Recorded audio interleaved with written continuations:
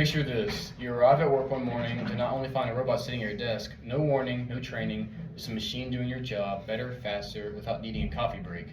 Sounds like science fiction, right? Unfortunately, this scenario is becoming more realistic every day. Whether you're planning your future career or already part of the workforce, AI is reshaping industries at a rapid pace, and no profession is entirely safe from its influence. Over the past few months, I've been studying how AI is changing employment. I've read industry analyses, listened to expert panels, and looked at real-life cases where automation has taken over tasks once performed by people. But my goal isn't to scare you, it's to spark awareness and action. Like you, I want to enter a career that's fulfilling, reliable, and pays the bills. But that goal is becoming harder to achieve as machines become more capable of doing what we do. Today, I want to talk about how AI is transforming the job market, explain the key reasons behind the shift, and finally, share some practical steps we can take both individually and collectively to secure a fair and humane center of work. First, let's talk about the automation is displacing workers. AI is already taking over roles that used to belong to people, and it's creating serious challenges. A 2023 Goldman Sachs study estimated that 300 million jobs worldwide could be disrupted by AI in the near future. We're not just talking about basic or repetitive tasks. Jobs in fields like customer services, transportation, media, legal services, and finance are all being taken away in various degrees. And this shift doesn't just mean people losing jobs. It often means fewer job openings, stagnating wages, and increasing pressure on workers to do with less. For example, AI-powered chatbots now handle entire customer service departments, and automated driving systems are threatening the future of truck drivers and delivery workers. This wave of automation is also contributing to growing income inequality. High-paying tech positions are increasing, but many mid and lower income jobs are vanishing, especially for those who don't have access to upskilling and retraining opportunities. Without major intervention, this gap will continue to widen, leaving millions of disadvantaged in the job market. And let's not forget the emotional consequences. Work gives a sense of identity, purpose, and stability. When jobs are lost to machines, it can lead to anxiety, depression, and a loss of self-worth. A 2022 study published, The Landcat, linked jobs lost due to automation with a rise of mental health issues. This is more than an economic problem, it's a human one and deserves serious attention. Why is this happening, you may ask? Several key forces are driving the rise of AI in the workforce. First, I'd like to talk about the corporate efficiency and cost cutting. Businesses are embracing AI because it helps them cut labor costs. Machines don't get tired, don't need benefits, and can often outperform humans in speed and accuracy. For companies, it's a win. For workers, it's a growing threat. Second, I'd like to talk about the lack of regulation and oversight. Technology is advancing faster than the laws can keep up with. In many parts of the world, AI development and deployment are barely regulated. That means there are few checks on how automation affects people, leaving workers unprotected against sudden job loss. Third, I'd like to talk about the consumer demand for speed and convenience.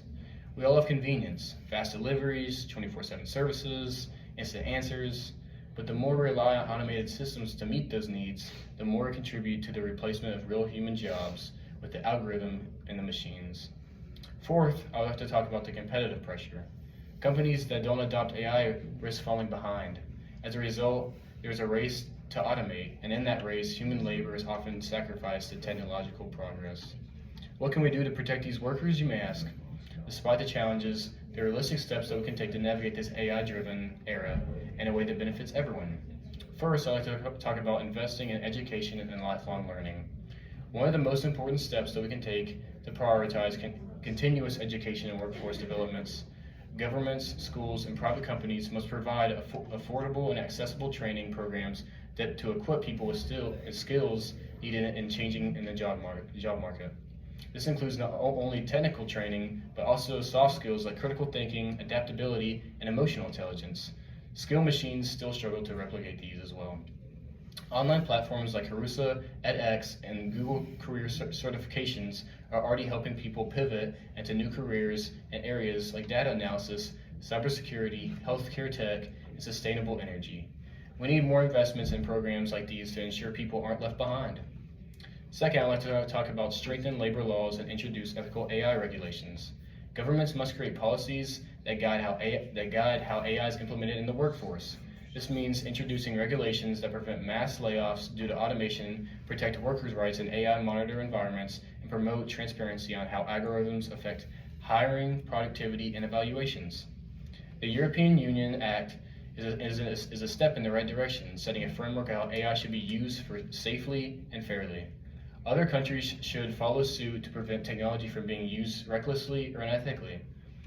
Third, I'd like to talk how it promotes human-centered business practices. Businesses have also a role to play. Companies that put people first by combining technological with human support, offering reskilling programs, and being transparent about automation will build more trust and long-term success. We as consumers can reward these companies by supporting them with our money and loyalty. Lastly, I'd like to talk about how we also need to talk more openly about this issue. Communities, schools, and workplaces should be discussing how AI is changing the nature of work. The more informed we are, the more practice we can have. Ignoring the problem will make it go away. Engaging with it can help us find better solutions together. In conclusion, let's recap how we explored today. AI is rapidly transforming the workforce, threatening millions of jobs across industries and deepening economic inequality. It's happening to companies because we want efficiency, regulations that haven't caught up, and consumers are fueling demand for inconvenience. But this transformation isn't set in stone. We all have the ability to shape it. Through smart investments in education, responsible legislation, ethical business practices, and public awareness, we can make sure AI becomes a force that supports rather than undermines human progress. Lastly, at the end of the day, AI is a tool, just like a will or electricity once was. The real question is, will it be a better world, or were we allowed to strip away the things that make the world meaningful? The workforce, or the future of the work, is being written right now, and not all of us, not just tech leaders and politicians, have the power to help to write this next chapter. Thank you.